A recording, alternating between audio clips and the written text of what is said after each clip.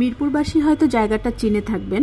জায়গাটা টোলারবাগের অপোজিটে এবং আনসার ক্যাম্পের কাছাকাছি।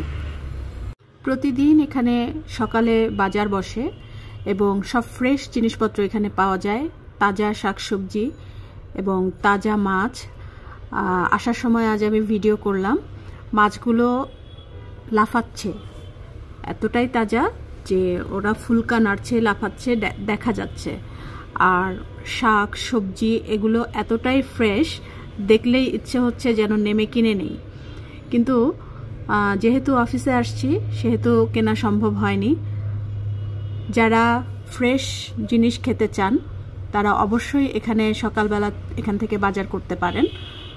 প্রতিদিন সকালে এখানে অবশ্য অনেক ভিড় থাকে, যার কারণে অবশ্য এখান থেকে বাস পাস করতেও বেশ লেট হয়, কারণ এখানে এই ভিড়ের কারণে একটা জ্যাম পড়ে যায়। আসসালামু আলাইকুম।